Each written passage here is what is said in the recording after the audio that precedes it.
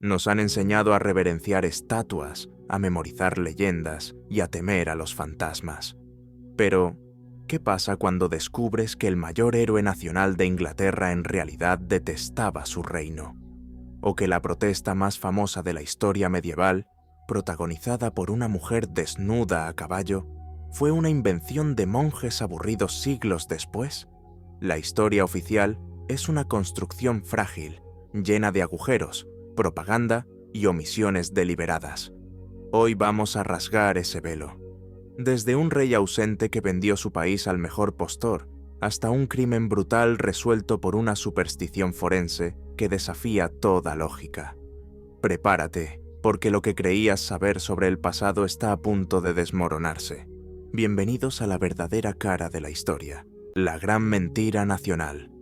¿Por qué Ricardo Corazón de León odiaba Inglaterra? A las puertas del gran palacio de Westminster, el corazón palpitante del gobierno británico, se alza una imponente estatua de bronce.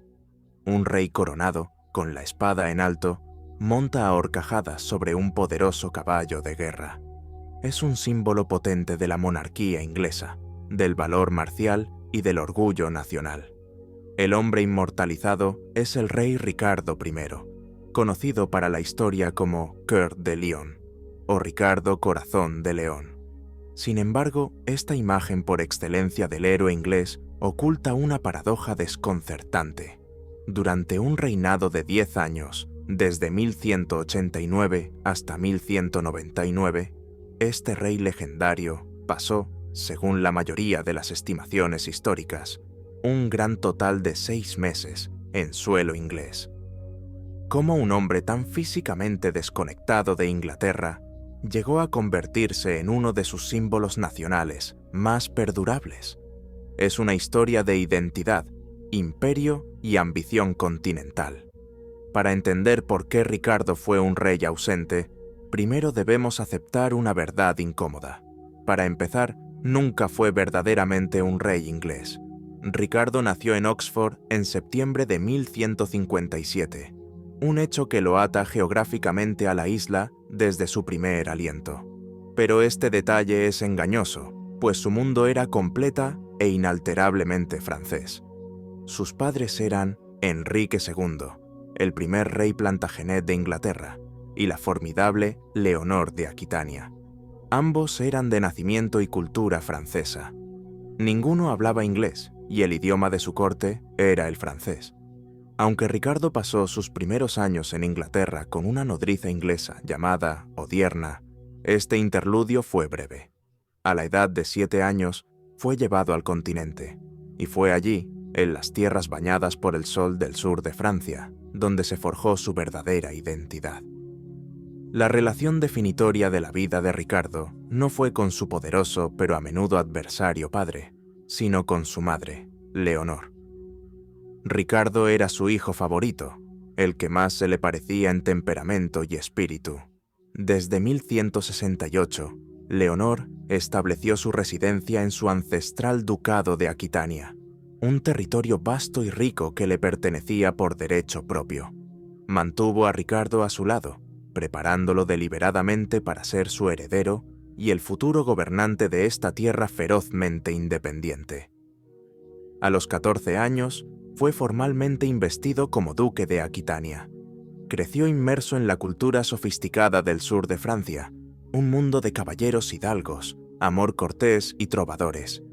Este era, posiblemente, el lugar más estereotípicamente alto medieval imaginable, y no podría haber sido más diferente de la brumosa Inglaterra. Ricardo no era solo un consumidor de esta cúspide cultural, era un participante activo, componiendo su propia poesía y canciones en francés y en el dialecto local. Aquitania no era solo un territorio asignado para gobernar. Según todos los testimonios, él lo consideraba su verdadero hogar. Para captar las prioridades de Ricardo, uno debe entender la entidad política que nació para gobernar. No era un Estado-nación unificado en el sentido moderno. Los historiadores lo llaman el Imperio Angevino, una colección expansiva de territorios unidos no por una identidad común, sino por la lealtad personal a una sola familia, los Plantagenet. Este imperio se extendía desde las fronteras de Escocia hasta las montañas de los Pirineos, abarcando toda Inglaterra, Irlanda y más de la mitad de la Francia moderna. De hecho, las posesiones continentales de la familia eran significativamente más grandes que la propia Inglaterra. Ricardo gobernaba estas tierras bajo diferentes títulos. Era rey en Inglaterra, pero en Francia era duque de Normandía, duque de Aquitania y conde de Anjou. Curiosamente, esto lo convertía en vasallo del rey francés por esas tierras continentales. Inglaterra era solo una pieza, aunque rica y prestigiosa, en un vasto mosaico transnacional de dominios personales. La crítica moderna de Ricardo como un mal rey inglés por su absentismo es, por tanto, anacrónica. Impone las expectativas de un Estado-nación moderno a una realidad feudal medieval. La identidad de Ricardo se forjó en Aquitania. Su base de poder político principal estaba en el continente y su herencia más preciada provenía de su madre.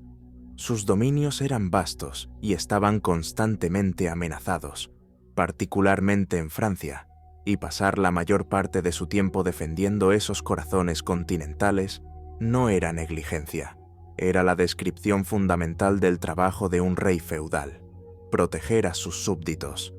En este sistema, sus súbditos ingleses no tenían ninguna precedencia particular sobre sus súbditos continentales, y desde una perspectiva personal, probablemente sentía más conexión con sus súbditos franceses.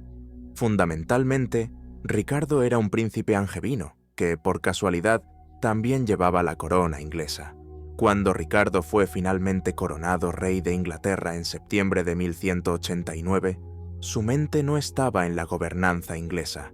En cambio, estaba a miles de kilómetros de distancia, en Tierra Santa. Su única ambición devoradora era tomar la cruz y liderar la tercera cruzada para recapturar Jerusalén, que había caído ante el gran sultán Saladino en 1187. Esta obsesión personal fue el motor principal de su primera, más larga y más famosa ausencia. Después de su coronación, permaneció en Inglaterra solo el tiempo suficiente para prepararse para este conflicto, partiendo en el verano de 1190. No volvería a pisar el reino durante más de 4 años. Para financiar una empresa tan colosal como una cruzada, Ricardo trató a Inglaterra con el pragmatismo nada sentimental de un banquero de inversión. Veía el reino como una vaca lechera, una fuente de fondos para ser ordeñada para sus propósitos más grandiosos. Pudo hacer esto porque Inglaterra poseía un sistema de administración y tributación notablemente eficiente y centralizado, un legado de sus predecesores normandos que no tenía rival en la mayoría de sus dominios franceses. Aunque sus dominios franceses técnicamente podían ser mucho más ricos como porcentaje de la producción económica, menos de esto terminaba en las arcas reales comparativamente. La campaña de recaudación de fondos de Ricardo fue rápida y despiadada. Vació el tesoro real que su padre había llenado con fondos de un diezmo especial de Saladino, recaudado casi exclusivamente en Inglaterra en 1188. Subió los impuestos y vendió cualquier cosa de valor. Posiciones oficiales, tierras y otros privilegios reales fueron subastados al mejor postor. En una jugada que demostró tanto su enfoque como su desapego, vendió el juramento de sumisión de Escocia a su rey, Guillermo el León, por una suma extremadamente considerable. Como han señalado los eruditos posteriores, probablemente habría vendido Londres misma si hubiera encontrado a alguien que pudiera pagarla. La cruzada en sí explica no solo la duración de su ausencia, sino también por qué su regreso estaría tan plagado de peligros. Demostró ser un comandante militar de genio considerable. En su camino a Tierra Santa, conquistó los reinos de Sicilia y Chipre, asegurando líneas de suministro vitales. Llegó al estancado asedio de Acre en junio de 1191, y con su energía y experiencia, lo llevó a una conclusión exitosa en semanas. Luego lideró a los cruzados a una brillante victoria sobre las fuerzas de Saladino en la batalla de Arsuf. Sin embargo, el premio final, Jerusalén, permaneció fuera de su alcance. Más dañinos a largo plazo, sin embargo, fueron los poderosos enemigos que hizo entre sus supuestos aliados. Ofendió profundamente al rey Felipe II de Francia, su principal rival, quien abandonó la cruzada temprano para regresar a Francia y conspirar contra él. En el asedio de Acre, humilló públicamente al duque Leopoldo de Austria al arrancar su estandarte, un acto de arrogancia que el duque no perdonaría ni olvidaría. Este acto de falta de respeto extremo sería una causa directa de la ausencia prolongada de Ricardo de sus dominios. El viaje de regreso de Ricardo a finales de 1192 fue un asunto desesperado. Con el rey francés bloqueando las rutas marítimas directas, se vio obligado a tomar un camino peligroso por el mar Adriático. Una tormenta destrozó su barco, obligándolo a él y a unos pocos asistentes a viajar por tierra disfrazados, directamente a través del territorio de su nuevo enemigo, el duque Leopoldo de Austria. El duque Leopoldo estaba, por decirlo suavemente, extremadamente molesto por el nivel de falta de respeto que se le había mostrado en el asedio. En diciembre de 1192, cerca de Viena, el disfraz falló.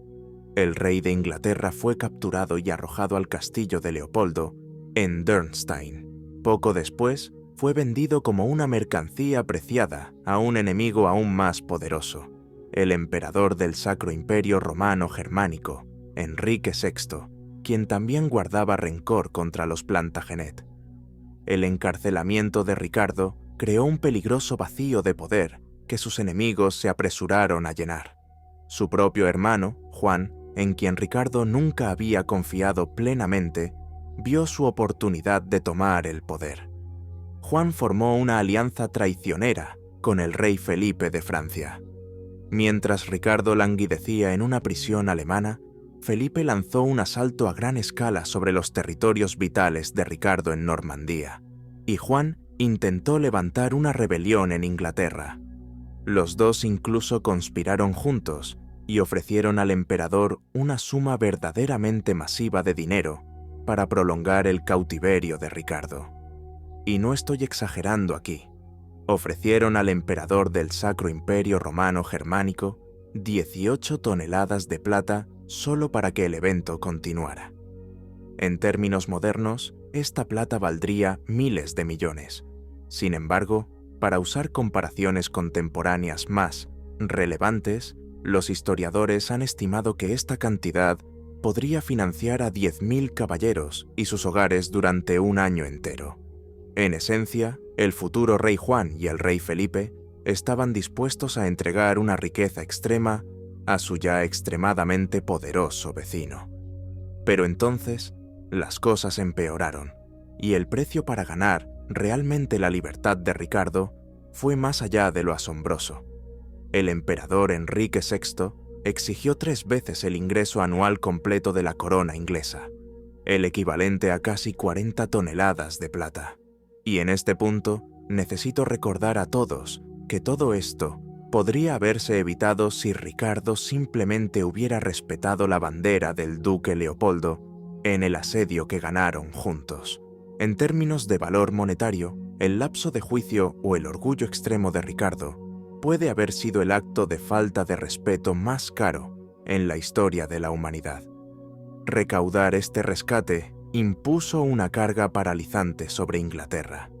Requirió un impuesto del 25% sobre todos los ingresos y propiedades, la confiscación de tesoros de oro y plata de cada iglesia en la tierra y otros gravámenes especiales.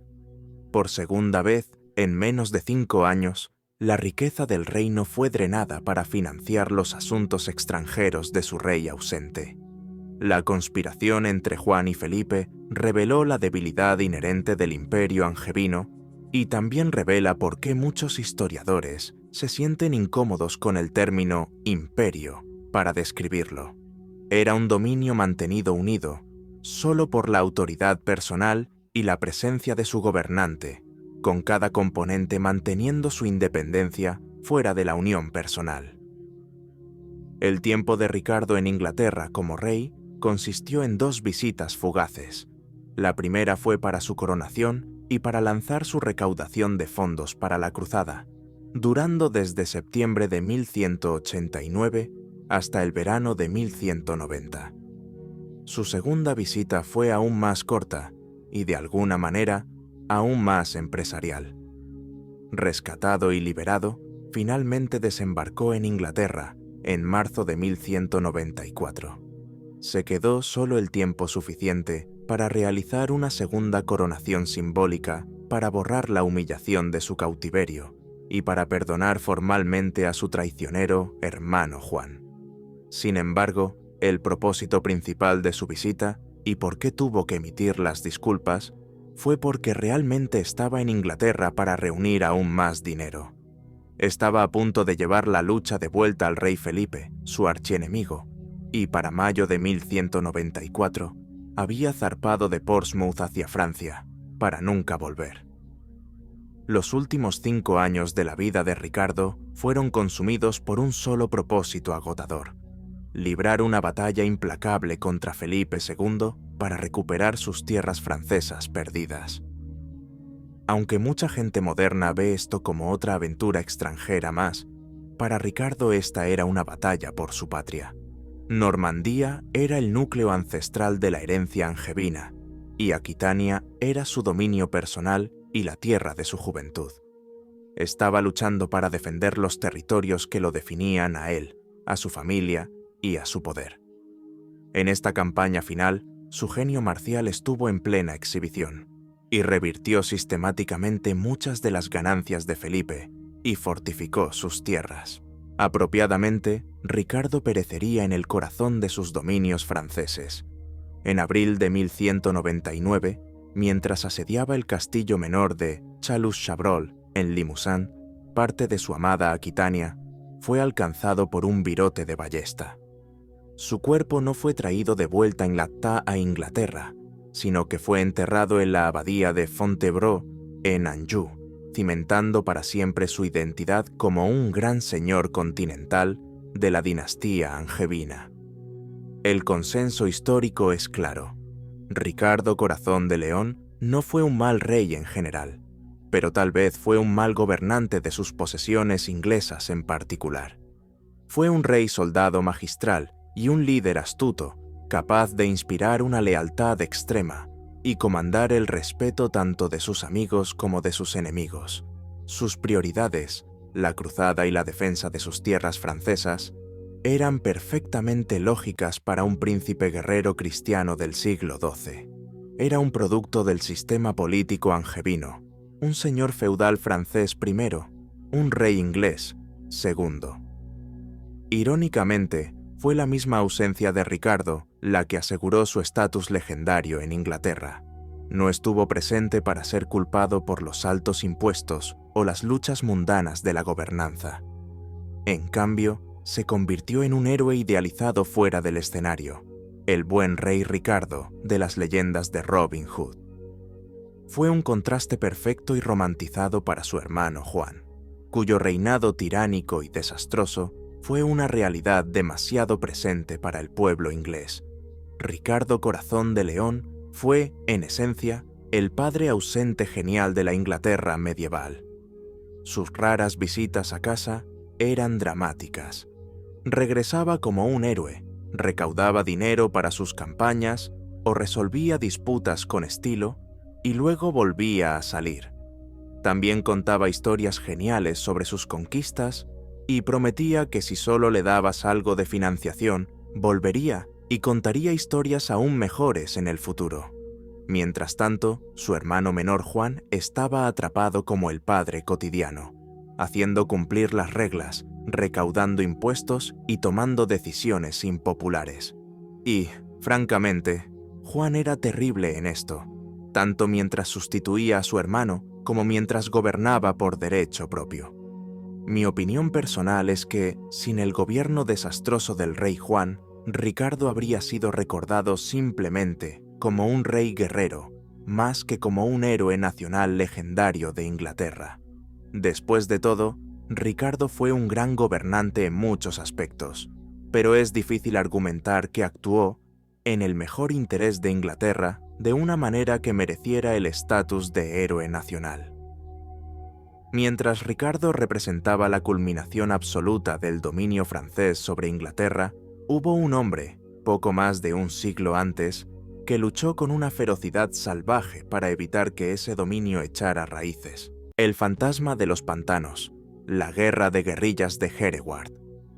El vigilante. Imagina un mundo que ya no existe, no las tierras de cultivo drenadas y ordenadas de la Anglia oriental moderna, sino un paisaje primigenio del siglo XI. Era un desierto acuático de pantanos, turberas traicioneras y vastos lechos de juncos susurrantes que se extendían hasta el horizonte. Estos eran los fens, un laberinto desconcertante donde la niebla se aferraba al agua y el suelo sólido era a menudo una ilusión mortal. Era un lugar donde los ríos desaparecían en lagos turbios y las islas aisladas de arcilla se alzaban como barcos en un mar estancado. La supervivencia aquí no dependía de la fuerza bruta de los ejércitos, sino de un conocimiento íntimo de los senderos secretos y las vías fluviales ocultas. Este paisaje era un personaje en sí mismo, una fortaleza natural que engendró un tipo único de persona y un tipo único de rebelde. De esta niebla emerge una figura, no claramente al principio, sino como un espectro. Él es la encarnación del desafío de un pueblo conquistado, el último parpadeo de resistencia contra un nuevo orden imparable. Este hombre es Hereward, un nombre que resonaría a través de los siglos, ganándose más tarde el epíteto de el vigilante o el despierto. Se mantiene en un equilibrio precario entre la historia documentada y el mito arremolinado. Es un hombre cuya existencia real está confirmada por los fríos registros de sus conquistadores, pero cuya vida está profundamente tejida con el folclore y la leyenda. Esto plantea las preguntas centrales que han fascinado a los historiadores durante siglos. ¿Cómo un solo terrateniente desposeído de Lincolnshire se convirtió en la última y mejor esperanza para la Inglaterra anglosajona? ¿Fue un héroe patriótico luchando por una causa perdida, un oportunista despiadado impulsado por la venganza personal, o algo más complejo?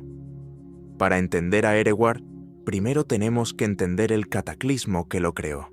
En 1066, el duque Guillermo de Normandía cruzó el Canal de la Mancha y, en la batalla de Hastings, destrozó al ejército anglosajón y eliminó a su rey, Harold Godwinson. Para el día de Navidad de ese año, Guillermo fue coronado rey de Inglaterra en la abadía de Westminster, pero su victoria estaba lejos de ser completa. Lo que siguió no fue solo un cambio de monarca, fue un desmantelamiento sistemático y brutal de un mundo entero. La aristocracia anglosajona fue casi completamente borrada, sus tierras troceadas y entregadas a unos 180 de los tenientes más leales de Guillermo. El francés normando se convirtió en el idioma de la corte, de la ley y del poder, mientras que la lengua vernácula inglesa fue relegada a las masas conquistadas. En todo el país, los obispos y abades anglosajones fueron reemplazados por clérigos normandos, tomando el control de la Iglesia, una de las instituciones más poderosas de la época. Esta revolución social creó un pozo profundo de resentimiento y una clase de nobles ingleses y señores locales desposeídos y furiosos. Estos señores, conocidos como thegns, no estaban preparados para aceptar el vuelco de su orden social a la ligera, y la rebelión era inevitable. En los años inmediatamente posteriores a la conquista, los levantamientos estallaron en todo el reino. La respuesta de Guillermo a estos desafíos fue rápida y despiadada. Su campaña para aplastar las rebeliones del norte, conocida como la Devastación del Norte, fue un acto de brutalidad increíble que arrasó vastas franjas de Yorkshire y más allá. Para cuando Hereward comenzó su lucha, no era el primero en resistir, pero sería el último en liderar una rebelión organizada a gran escala contra el conquistador. Nuestro ancla más firme sobre su existencia proviene de los propios conquistadores. El libro de Domesday, la gran encuesta de Guillermo sobre su nuevo reino compilada en 1086, registra a un hombre llamado Hereward como terrateniente en el suroeste de Lincolnshire antes de la conquista. Poseía tierras como inquilino de las poderosas abadías de Peterborough y Crowland, ubicándolo directamente en los fens que más tarde convertiría en su fortaleza. Este es el lecho de roca de hechos sobre el cual se construye la leyenda. Su parentesco, sin embargo, es un tema de intenso debate. El relato detallado más antiguo de su vida, un texto latino del siglo XII llamado Gesta Herewardi, nombra a su padre como Leofric de Bourne, un noble local de Lincolnshire. Cuentos posteriores y más románticos intentaron conectarlo con el famoso conde Leofric de Mercia y su esposa, Lady Godiva, pero no hay evidencia histórica que respalde este prestigioso linaje. Más convincente es una teoría moderna que sugiere que era de herencia anglo-danesa. Esta teoría afirma que su padre era un prominente Tegn danés llamado Asketil.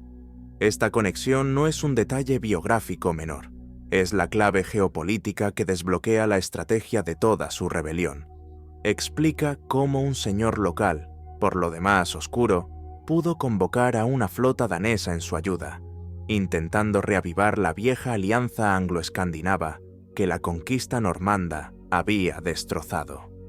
Su lucha no era solo por una Inglaterra perdida, sino por un orden mundial anglo-nórdico perdido. Según la gesta, Hereward era un joven guapo, audaz, pero ferozmente rebelde. Su comportamiento disruptivo fue tan extremo que su propio padre solicitó al rey Eduardo, el confesor, que lo declarara proscrito y lo desterrara del reino a la edad de 18 años. Fue durante este exilio que se forjó como el guerrero, que más tarde desafiaría a los normandos.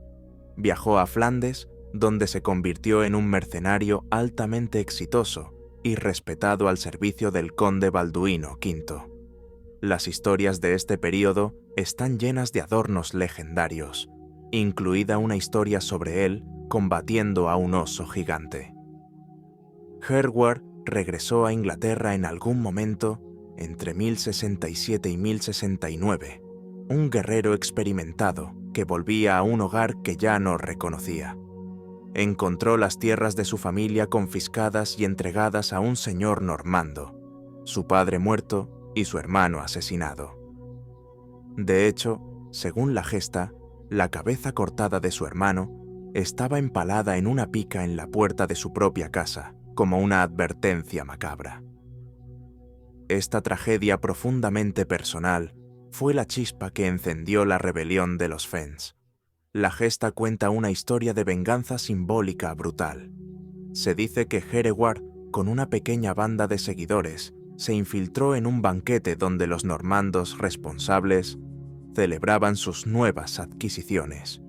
Encontrándolos borrachos y burlándose de los ingleses, exigió su venganza, masacrando a 15 de ellos y reemplazando la cabeza de su hermano en la puerta con las de esos hombres.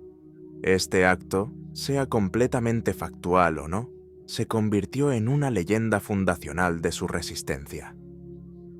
A partir de este momento de venganza personal, la rebelión creció. Hereward estableció su base de operaciones en la isla de Ely, una gran isla de arcilla que era una fortaleza natural rodeada por los pantanos y vías fluviales intransitables de los Fens. Rápidamente se convirtió en un imán para los últimos remanentes de la resistencia anglosajona. El momento crucial llegó en 1070, cuando el rey Sweyn II de Dinamarca, sintiendo oportunidad en la agitación inglesa, envió una flota a la costa.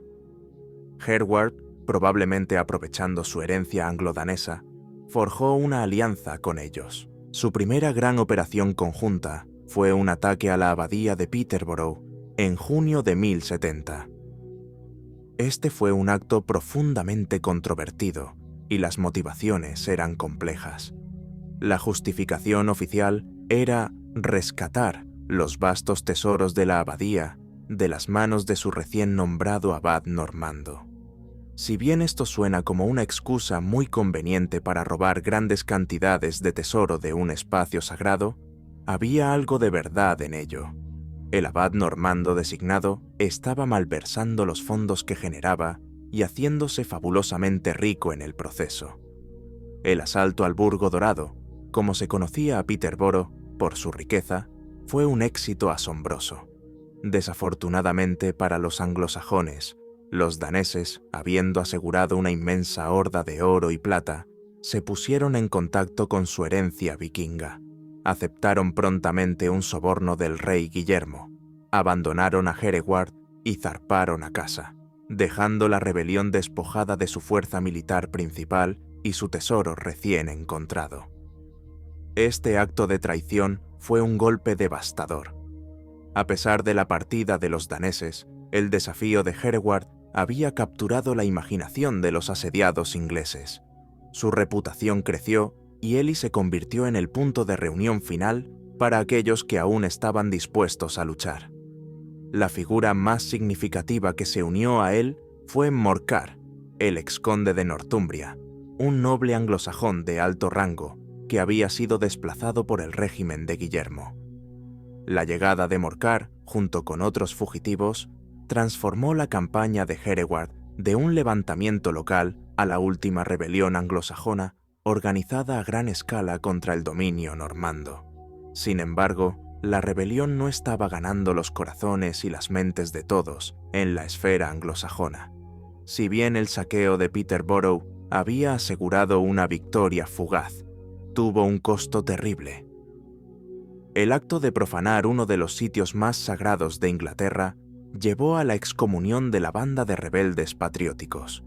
Aseguró que los principales cronistas de la época, los monjes de la crónica anglosajona en Peterborough, lo pintaran para siempre como un villano. Perdió la guerra narrativa, alienando a posibles partidarios piadosos y manchando su legado en el registro histórico durante siglos.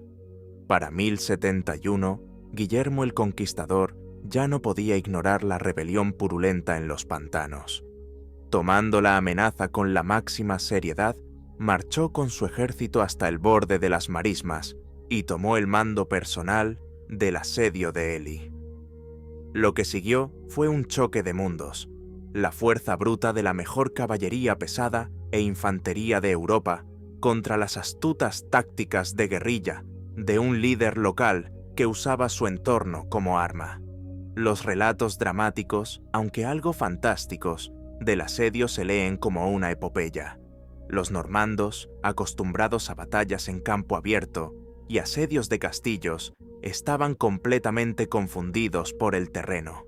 Su primer gran esfuerzo implicó la construcción de una calzada de madera masiva, supuestamente de 1 milla de largo, para lanzar un asalto directo a la isla.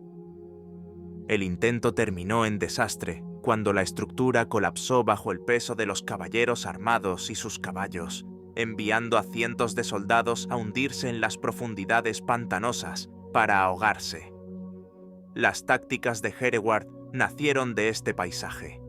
Cuando los normandos intentaron nuevamente construir una calzada, Hereward hizo que sus hombres se escondieran en los juncos y les prendieran fuego, envolviendo a los atacantes en llamas y humo. Quizás el cuento más extraño del asedio implica que los normandos recurrieron a la guerra psicológica. Supuestamente, construyeron una torre de asedio de madera y colocaron a una bruja en la cima para lanzar maldiciones y hechizos a los defensores ingleses. En un momento de puro folclore, se dice que Hereward y sus hombres lograron prender fuego a la torre, provocando su colapso y eliminando a la bruja. Estas historias, aunque probablemente adornadas, hablan de la percepción de Hereward como un líder ingenioso y astuto, capaz de burlar a su poderoso enemigo en cada giro. Al final, sin embargo, la fortaleza de Juncos cayó no ante las espadas normandas, sino ante la plata normanda. Frustrado por sus fracasos militares, Guillermo recurrió a un arma más sutil, el soborno. Se acercó a los monjes de la abadía de Ely, quienes, quizás temiendo la destrucción de su monasterio o viendo la inutilidad de la resistencia, aceptaron su oferta. Traicionaron a Hereward y mostraron al ejército normando un camino secreto y seguro a través de las marismas. Este acto de traición selló el destino de la rebelión. La victoria de Guillermo demostró un principio central de su arte de gobernar. La subversión y la explotación de las divisiones internas son herramientas de conquista igualmente efectivas. Rodeado y traicionado, el bastión fue finalmente capturado. El conde Morcar fue hecho prisionero y pasaría el resto de su vida en una mazmorra normanda. Pero en un último acto legendario de desafío, Hereward y una pequeña banda de sus seguidores más leales se deslizaron a través de las líneas normandas, desaparecieron en los pantanos salvajes y escaparon. Este escape final, notado en todas las fuentes más antiguas, fue el momento en que el hombre desapareció y nació el mito. ¿Qué le pasó a Hereward, el vigilante, después de su dramática fuga de Ely? Su desaparición creó un vacío que fue ansiosamente llenado por los narradores, cada uno elaborando un final que se adaptaba a su propio tiempo y propósito político. Dos narrativas principales y contradictorias surgieron en las décadas siguientes. La Gesta, escrita a principios del siglo XII, proporciona la conclusión más romántica, propia de un luchador heroico que llega a aceptar que el nuevo orden no puede ser derrocado. En esta versión, Hereward finalmente intenta hacer las paces con el rey Guillermo. Es provocado a una pelea, capturado y encarcelado, pero pronto es liberado en un rescate audaz por sus leales seguidores. Su antiguo carcelero, impresionado por el carácter de Hereward, habla con el rey en su nombre. Guillermo, respetando el espíritu de su indomable enemigo, finalmente lo perdona.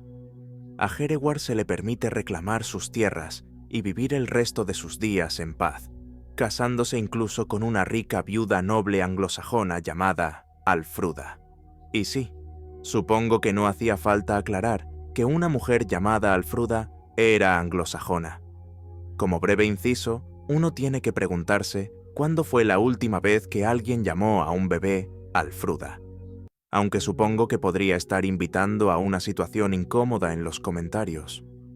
Un final más oscuro y trágico es ofrecido por el poeta anglo-normando Geoffrey Gaimard en su Historia de los ingleses, escrita alrededor de 1140.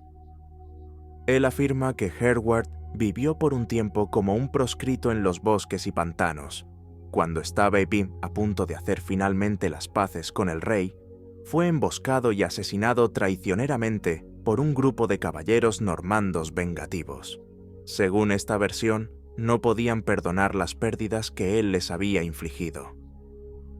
A falta de evidencia definitiva para cualquiera de estos relatos literarios, el consenso histórico moderno es más prosaico. La mayoría de los historiadores creen que el escenario más plausible es que Hereward simplemente tuvo éxito en su escape. Probablemente huyó al continente, viviendo su vida como un exiliado, su destino final desconocido y no registrado.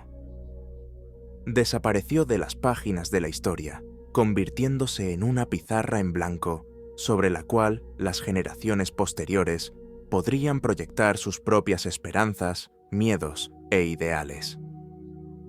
Esta versión de los eventos está respaldada por el hecho de que Hereward definitivamente tenía conexiones en el continente.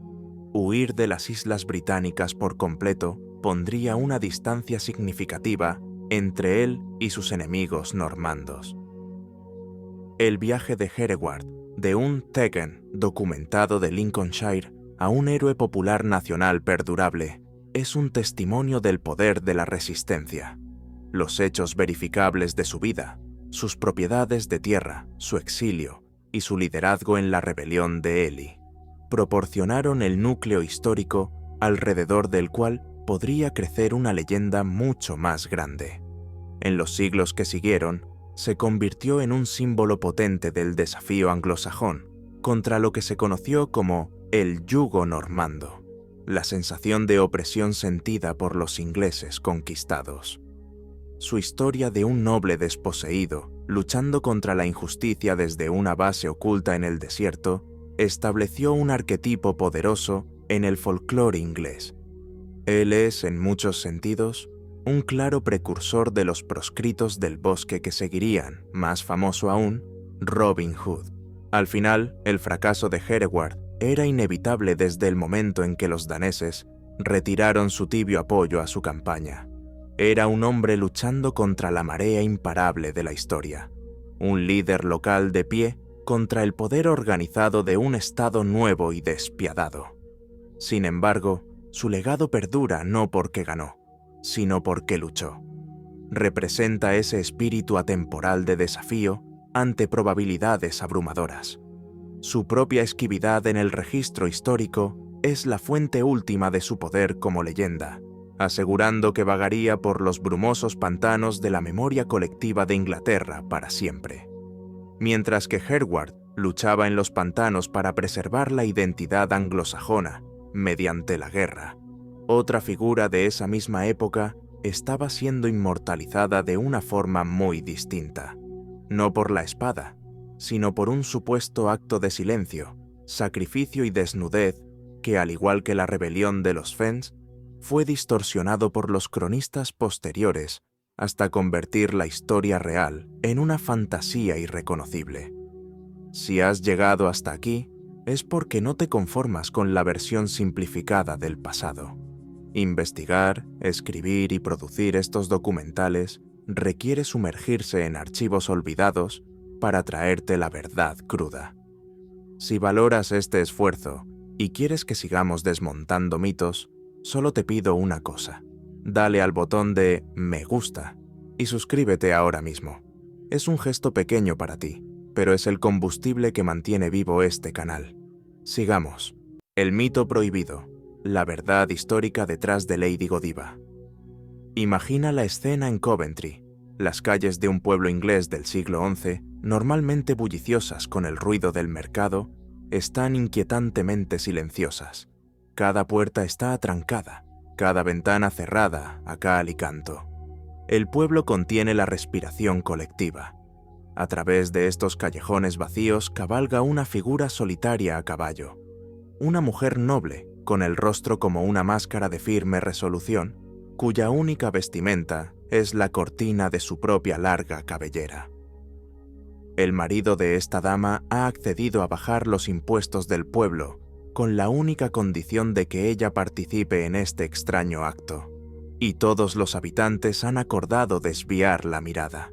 Esta es la imagen de Lady Godiva, un retrato de profundo sacrificio, una mujer dispuesta a soportar la humillación pública definitiva para salvar a su gente del peso aplastante de la avaricia de su esposo. La historia se ha repetido como un hecho durante casi 1000 años, pero los historiadores cuestionan si el cuento del paseo de Lady Godiva tiene alguna pizca de verdad. El primer paso para separar la realidad de la ficción es corregir su nombre. La mujer que conocemos como Lady Godiva se llamaba en su propio tiempo Godgifu. Es un nombre del inglés antiguo que significa regalo de Dios, y el nombre Godiva es simplemente una versión latinizada posterior que se quedó grabada. Godgifu vivió uno de los períodos más violentos e inestables de la historia inglesa. Nacida en los años 900, su vida abarcó los reinados de no menos de 9 reyes diferentes. Vivió a través del reinado de Etelredo, el Indeciso, a través de la conquista danesa y hasta la conquista normanda de 1066. Fue testigo de la muerte de la Inglaterra anglosajona y el nacimiento de una nueva dinastía normanda. Godgifu no fue solo una espectadora de estos eventos. Estaba en el corazón mismo del poder inglés. Estaba casada con Leofric, el conde de Mercia, quien era uno de los 3 hombres más poderosos e influyentes de todo el reino. Leofric era una figura política formidable, un hacedor de reyes que fue instrumental en asegurar el trono para Haroldo Harefut después de la muerte de Canuto en 1035. Juntos, Godgifu y Leofric eran una verdadera pareja de poder, controlando una inmensa riqueza y territorio. Su familia era una dinastía por derecho propio. Su hijo, Aelfgar, heredó el condado, y su nieta, Ealgid, llegaría a casarse con el rey Haroldo Godwinson. Esto convertiría a su nieta en la última reina anglosajona de Inglaterra. Aquí encontramos la primera gran colisión entre la leyenda y el registro histórico. La historia del paseo depende enteramente de la idea de que Godgifu era una mujer virtuosa, pero, en última instancia, impotente, capaz solo de suplicar a su marido que mostrara misericordia. La verdadera Godgifu era cualquier cosa menos impotente. A diferencia de lo que ocurriría en siglos posteriores bajo el dominio normando, la ley anglosajona otorgaba a las mujeres importantes derechos legales y económicos. Crucialmente, podían heredar, comprar y poseer propiedades de manera totalmente independiente de sus maridos. Godgifu era una de las terratenientes más ricas de su época, tanto entre hombres como entre mujeres. Poseía vastas propiedades por derecho propio en el corazón de Mercia, en regiones como Leicestershire, Warwickshire y Shropshire. La prueba más definitiva de su estatus proviene del libro de Domesday. Esta encuesta masiva compilada por Guillermo el Conquistador en 1086 fue diseñada para registrar exactamente quién poseía qué en su nuevo reino. La encuesta se realizó después de la muerte de Godgifu. Sin embargo, todavía enumera sus extensas propiedades anteriores a la conquista. Notablemente, la identifica como una de las pocas personas anglosajonas y la única mujer anglosajona que siguió siendo una terrateniente importante después de la invasión normanda. Este es un testimonio asombroso de su influencia y poder, un estatus tan inmenso que incluso el nuevo régimen normando tuvo que reconocerlo formalmente. Pero el hecho más crítico de todos es que el pequeño pero creciente asentamiento de Coventry era una de las propiedades personales de Godgifu. Pertenecía a ella directamente, no a su marido, Leofric. Esta realidad histórica presenta un desafío fundamental para la leyenda. La historia del paseo desnudo se escribió por primera vez en el siglo XIII, casi 200 años después de que Godgifu viviera. Para ese momento, el sistema legal más patriarcal de los normandos estaba firmemente establecido, el cual ataba la propiedad de la tierra al servicio militar y favorecía fuertemente la herencia masculina. Un monje del siglo XIII habría visto el mundo a través de esta lente, asumiendo naturalmente que el conde, como hombre, tenía la autoridad suprema sobre todas las tierras e impuestos dentro de su dominio. La leyenda que registró, por lo tanto, no es solo un cuento fantasioso, es un anacronismo. Proyecta las suposiciones legales del mundo normando sobre un pasado anglosajón donde una mujer ejerciendo poder independiente a ese nivel se había vuelto casi impensable para la mentalidad medieval tardía. Entonces, si Godgifu era una figura tan prominente, ¿por qué no hay mención de su famoso paseo en ningún documento de su propio tiempo? Esta es quizás la pieza de evidencia más convincente contra la historicidad de la historia. La crónica anglosajona, un relato detallado año por año de los eventos en Inglaterra, guarda silencio sobre el asunto. Ningún registro contemporáneo de ningún tipo se refiere a este evento extraordinario y escandaloso que involucraba a una de las mujeres nobles más importantes del reino. Durante casi 200 años después de su muerte, Godgifu fue recordada simplemente como una benefactora piadosa de iglesias junto con su marido. La historia del paseo aparece por primera vez, aparentemente de la nada, alrededor del año 1235. Fue registrada en una crónica latina llamada Flores Historiarum, o Flores de la Historia, compilada por un monje llamado Roger de Wendover en la abadía de St. Albans. Wendover y su sucesor, Mateo de París, eran conocidos por ser coleccionistas entusiastas de folclore. Curiosamente, la versión original de Wendover es bastante diferente de la que conocemos hoy. En su relato, Godgifu sí cabalga por el mercado cubierta solo por su largo cabello. Sin embargo, no está sola, sino atendida por dos caballeros, también a caballo, que la protegían de la vista. A lo largo de los siglos siguientes, la historia fue recontada y refinada, y cada generación agregó nuevas capas que aumentaron el drama y la claridad moral. Primero, los dos caballeros que la acompañaban fueron eliminados silenciosamente de la narrativa, dejando a Godiva cabalgar completamente sola y amplificando su coraje y riesgo personal. Más tarde, se agregó el detalle de que la propia Godiva había ordenado a la gente del pueblo que se quedara dentro y no mirara, transformando la historia en una de respeto mutuo entre la dama y su gente. La adición más famosa a la historia, sin embargo, llegó mucho más tarde y sería una de las características más destacadas de la leyenda. El personaje de Peeping Tom, el Tom Mirón, de donde proviene esa frase en inglés, se agregó en el siglo XVI. Peeping Tom acordó no mirar junto con todos los demás habitantes, pero quedó ciego como castigo divino por echar un vistazo furtivo. Esto cambió la historia de ser simplemente un cuento de injusticia económica a una narrativa moral sobre las consecuencias de la falta de respeto.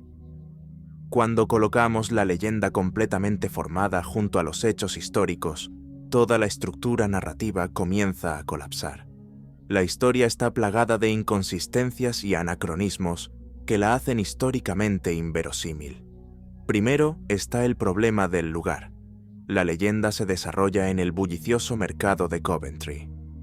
Pero a mediados del siglo XI, Coventry era un asentamiento minúsculo, poco más que una aldea con una población de unos pocos cientos de personas, centrada alrededor del monasterio. Simplemente no habría tenido un gran mercado público para un paseo tan dramático. Los cronistas estaban describiendo el Coventry de su propia época, cuando sí tenía un gran mercado. Segundo, y más importante, es el problema del poder. Como hemos visto, Godgifu poseía personalmente la hacienda de Coventry.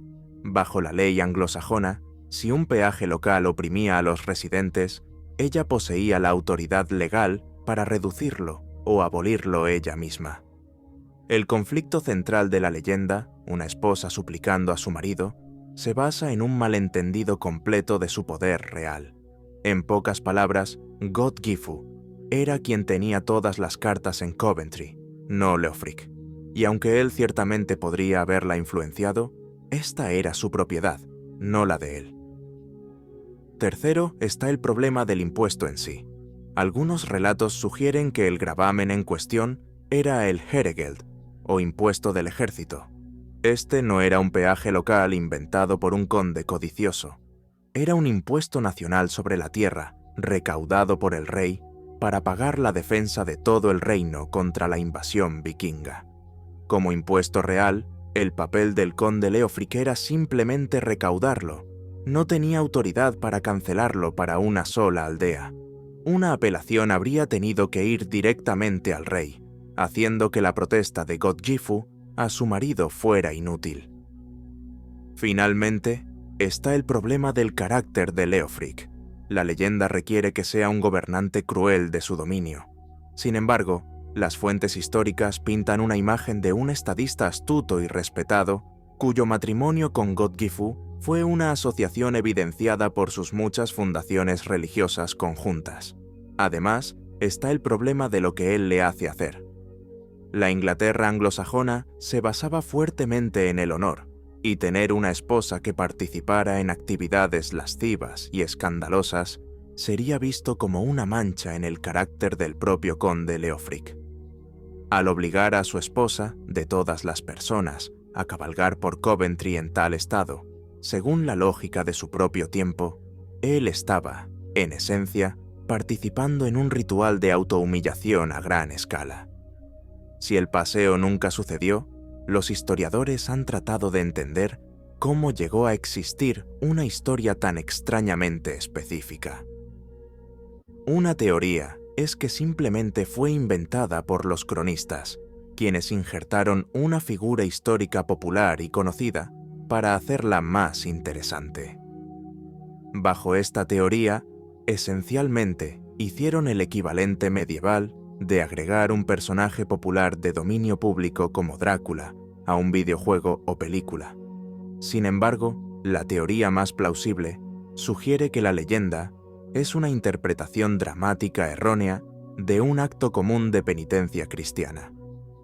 En la Inglaterra anglosajona, a los individuos que habían cometido pecados graves se les podía asignar una penitencia pública. Un elemento central de este ritual era la humildad. A un penitente de alto estatus se le exigiría aparecer en público despojado de todos los signos de su rango. Caminarían descalzos, vestidos solo con ropa sencilla y llana, sin ninguna joya u otros marcadores de su nobleza. Para una condesa poderosa como Godgifu, ser vista en público sin sus galas habría sido un profundo acto de humildad. Bajo esta teoría, Godgifu, que era una persona altamente religiosa, incluso para los estándares de la época, pudo haber participado en tal acto de penitencia. Este acto fue luego malinterpretado a través de un juego de teléfono descompuesto, intergeneracional, cuando Roger de Wendover entró en contacto con la historia siglos después. Despojada de rango y joyas, se convirtió en despojada de ropa. A partir de ahí, fue embellecido y reformulado. En el análisis final, el consenso histórico es bastante claro. El paseo de Lady Godiva casi con certeza nunca sucedió. Aunque no contiene elementos abiertamente fantásticos, es casi con certeza tanto una leyenda como el cuento de un caballero enfrentándose a un dragón. La Godgifu histórica fue una persona real. Fue una mujer noble anglosajona poderosa, piadosa e influyente que dejó su huella en el registro histórico a través de su riqueza y su fe. Lady Godiva, la figura legendaria, es un ícono de compasión, coraje y justicia económica. Y aunque una se basa en la otra, la Godgifu histórica y la figura de Lady Godiva son dos entidades separadas por la bruma del tiempo y la imaginación. Si bien la leyenda de Lady Godiva nos muestra cómo el folclore puede suavizar la historia, nuestro último caso nos arrastra a la dirección opuesta. Un crimen tan brutal y frío que ni siquiera el paso de los siglos ha logrado borrar su mancha de sangre, resuelto mediante una superstición medieval que se negaba a morir en la era de la razón. El crimen del marinero y la prueba del cadáver sangrante. Corre el año 1786. En una Inglaterra que comenzaba a mirar hacia la modernidad, un marinero desconocido encontraría un final tan atroz que su historia se grabaría a fuego en la memoria local hasta el día de hoy. Todo comienza el 24 de septiembre en la posada Red Lion, en el pueblo de Thursley. Un marinero anónimo, cuyo nombre se ha perdido en la niebla del tiempo, regresaba a su deber. Caminaba a pie hacia Portsmouth para reunirse con su barco, con los bolsillos tintineando con la paga reciente y el espíritu ligero. Dentro de la acogedora taberna, el destino le presentó a 3 hombres: James Marshall, Michael Casey y Edward Lone. Según todos los testimonios, parecían compañeros de viaje amigables. El marinero desconocido, descrito más tarde como un hombre generoso pero desafortunado, agradeció la compañía. Pagó rondas de bebidas y una comida caliente para el grupo. Tal amabilidad no era inusual entre los viajeros que buscaban seguridad en los números para el largo camino por delante. Lo que no sabía era que, mientras él reía y brindaba, Marshall, Casey y Lone ya lo estaban tasando como a una presa.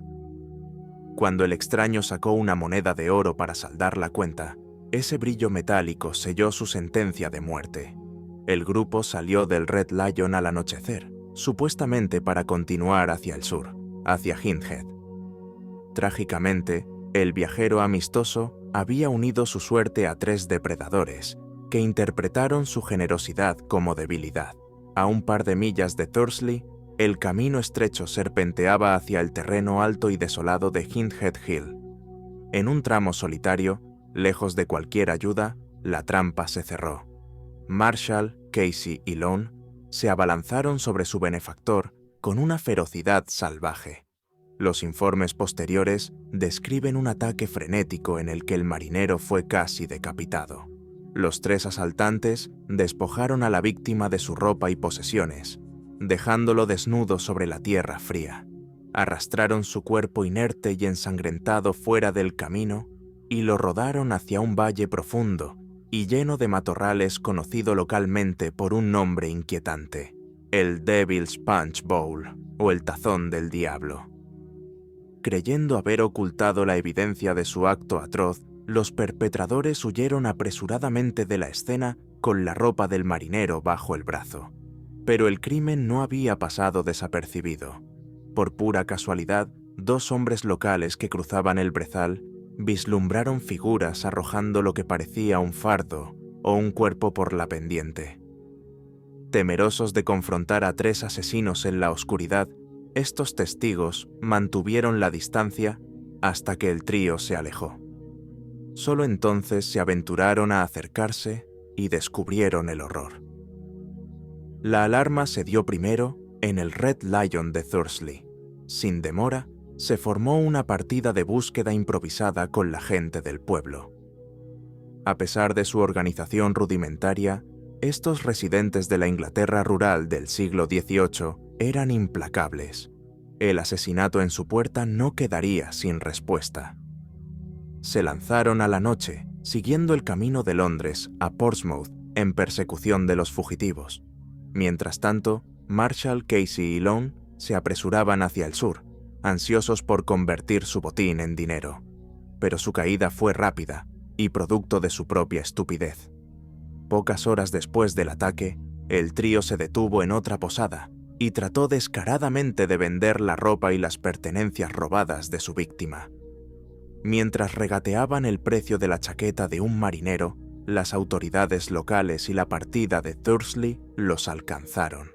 Estalló una refriega, los lugareños se unieron y al final de la noche, los 3 estaban bajo arresto. Con los sospechosos bajo custodia, las autoridades no perdieron tiempo.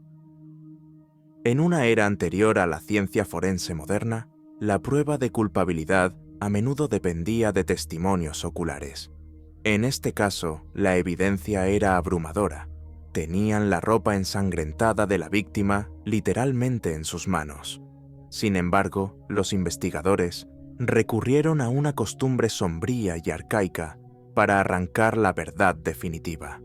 En el viaje a la cárcel, hicieron un desvío macabro.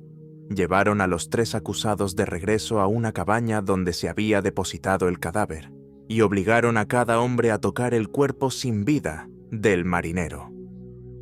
Esto se basaba en la cruentación, una creencia folclórica persistente que sostenía que las heridas de una víctima de asesinato volverían a sangrar en presencia o al contacto del asesino. Aunque esto a menudo se ha enmarcado como una superstición medieval, en el siglo XVIII funcionaba esencialmente como el equivalente de la Ilustración a un detector de mentiras. La presión psicológica era tan inmensa que los culpables a menudo se quebraban. Y funcionó. Según los relatos, los hombres fueron separados. Los 2 primeros tocaron el cuerpo y mantuvieron su compostura. Pero el tercer hombre, al presionar su mano contra la carne fría de quien había matado horas antes, se derrumbó. Creyendo ver sangre o simplemente aplastado por la culpa y el terror sobrenatural, confesó todo lo que él y sus camaradas habían hecho. La justicia en el siglo XVIII se movía con una velocidad aterradora. El 5 de abril de 1787 se celebró un breve juicio. La evidencia contra Marshall, Casey y Lone era directa y condenatoria: testigos, bienes robados y una confesión. El jurado no necesitó deliberar mucho. Los tres fueron sentenciados a la horca, y a diferencia de los casos modernos, donde los condenados esperan años, aquí el castigo fue inmediato. Solo 2 días después de la condena, el 7 de abril, la sentencia se llevó a cabo de manera teatral. Los 3 hombres fueron transportados de regreso a Hindhead Hill, al lugar exacto con vistas al Tazón del Diablo, donde habían cometido el crimen. Se había erigido una horca inusual de 3 brazos para que pudieran ser colgados simultáneamente. Una multitud masiva se reunió, atraída por el espectáculo macabro que, en aquella época, tenía una atmósfera casi de carnaval. Los 3 hombres cayeron al unísono ante los vítores de la multitud, pero el castigo no terminó con la muerte. Los cuerpos de Marshall, Casey y Lone fueron bañados en alquitrán y suspendidos en jaulas de hierro, conocidas como gibbets, donde se les dejó pudrirse. Durante años, los viajeros en el camino de Portsmouth podían mirar hacia arriba y ver el espectáculo espantoso de 3 esqueletos colgando allí, chirriando con el viento, como una advertencia brutal para cualquiera que contemplara tal crueldad.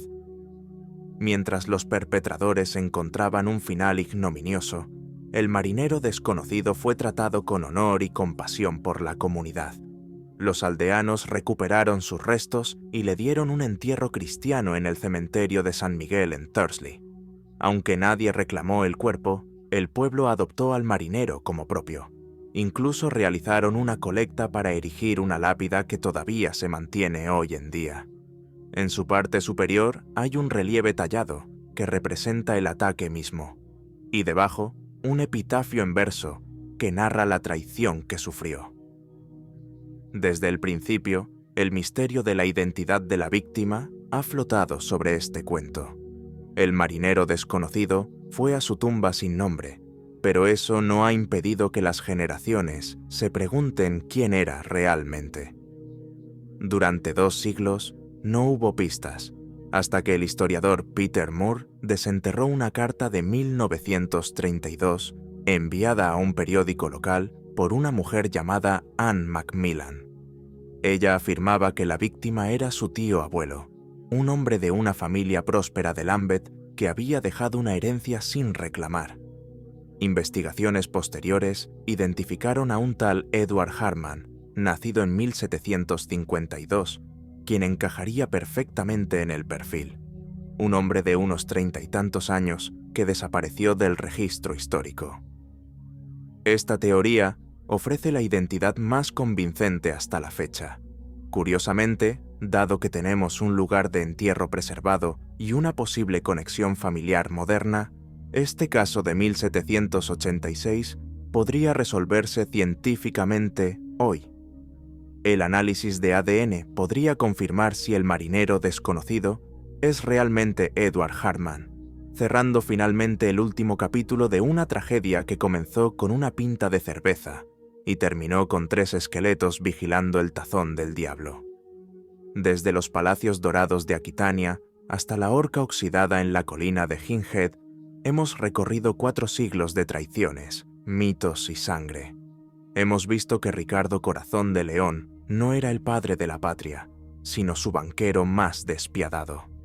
Hemos rescatado del olvido a Hereward, el último guerrero que se negó a arrodillarse. Hemos vestido a Lady Godiva con la dignidad de su poder real, despojándola de la fantasía erótica. Y hemos sido testigos de cómo, a veces, la justicia necesita un empujón del más allá para atrapar a los culpables. Estas historias nos recuerdan que el pasado nunca está muerto. Simplemente está esperando a que alguien haga las preguntas correctas. Si tú eres de los que preguntan, este es tu lugar.